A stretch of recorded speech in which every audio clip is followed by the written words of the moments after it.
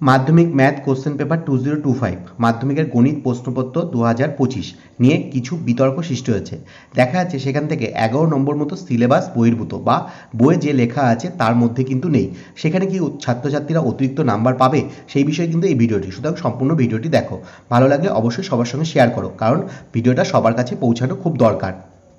এখানে প্রথম যে কোশ্চেনটা আছে সত্য মিথ্যাতে সংখ্যাগুরু মান সমান 2 ইন্টু মধ্যমা মাইনাস 3 ইন্টু যৌগিক গড়।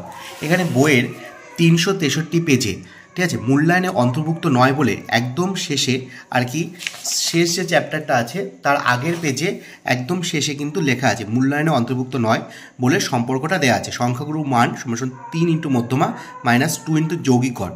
অর্থাৎ এটা উপরে লেখা আছে মূল্যায়নে অন্তর্ভুক্ত নয়, তারপর এটা কিন্তু পরীক্ষায় দেওয়া হয়েছে।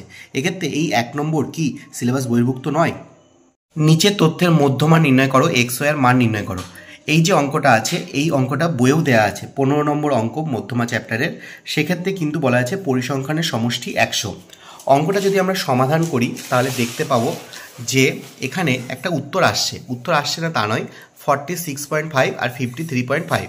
তাহলে এক্স আর ওয়াইয়ের মান, এখানে বাকি পরিসংখ্যা 10, 25, 30, 10, কিন্তু এক্স আর ওয়াইয়ের মান কিন্তু ভগ্নাংশে আসছে।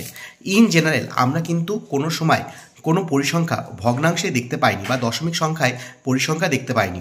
তো আমাদের বইয়েও কোনো উদাহরণ নেই যেখানে হচ্ছে দশমিক সংখ্যায় পরিসংখ্যা আসছে। সেক্ষেত্রে এই অঙ্কটা কিন্তু বলাই যায় যে ঠিক নেই, বা উত্তর যদি অঙ্কের ভাষায় বলা যায় উত্তর একটা আসছে, কোনো কিন্তু কোনো সঠিক অ্যাপ্লিকেশন কিন্তু এটার ক্ষেত্রে প্রযোজ্য হয় না। তাহলে এক্ষেত্রেও কিন্তু 4 নম্বর নিয়ে একটা সংশয় থেকেই যাচ্ছে। পাটিগণিতের 5-এর 2 নম্বর অঙ্কটা যেখানে দেওয়া আছে প্রথম অংশ 3 বছরের সমূল চক্রবৃদ্ধি ও দ্বিতীয় অংশে 5 বছরের সমূল চক্রবৃদ্ধি সমান হবে, বার্ষিক চক্রবৃদ্ধি সুদের হার কত? তাহলে সেক্ষেত্রে আমি দেখো অঙ্কটা করেছি এবং উত্তর একটা বেরিয়েছে। উত্তর যেটা বেরিয়েছে সেটা তোমাদের সঙ্গে শেয়ার করছি এবং কমপ্লিট ভিডিও দেওয়া আছে, সমাধানের ভিডিও, সেটা তোমরা দেখতে পারো। কিন্তু বইয়ের মধ্যে দেখো এখানে পরিষ্কার উল্লেখ করা ছিল যে এখানে উল্লেখযোগ্য হচ্ছে চক্রবৃদ্ধি সুদ সংক্রান্ত পাঠ্যসূচি আলোচনা সর্বসাকুল্যে কেবলমাত্র চক্রবৃদ্ধি সুদের 3টি পর্বের মধ্যে এবং মোট জমার 3 বছরের মধ্যে সীমাবদ্ধ থাকবে।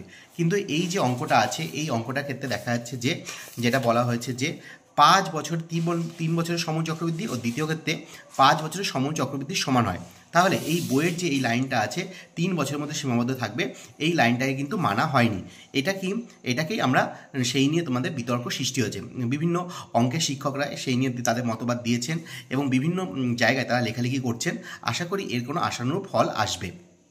আর একটা প্রশ্ন যেটা নিয়ে একটু কথা হচ্ছে সেটা হচ্ছে একটি ত্রিভুজের 3টি বাহুর দৈর্ঘ্য sec θ 1 tan θ θ not equal to 90 degree, ত্রিভুজের বৃহত্তম কোণের মান কত? আমরা জানি sec square θ minus tan square θ equal to 1, সেখানে পিথাগোরাস উপপাদ্য ভাবলে এটা 90 ডিগ্রি হচ্ছে। কিন্তু ত্রিভুজের বাহুর দৈর্ঘ্য দেওয়া আছে কিন্তু কোনো এককের কথা উল্লেখ নেই, সেক্ষেত্রে কিন্তু বিতর্ক সৃষ্টি হয়েছে। সেক্ষেত্রে স্টুডেন্টদের নাম্বার দেওয়া হবে কিনা বোর্ডের সিদ্ধান্তই চূড়ান্ত হবে। এই যে টোটাল 11 নম্বর ছিল সেই নিয়েই বিতর্ক। তো তোমরা কমেন্ট সেকশনে জানাও তোমাদের পরীক্ষার প্রশ্নপত্র কেমন হয়েছে, অবশ্যই জানাও।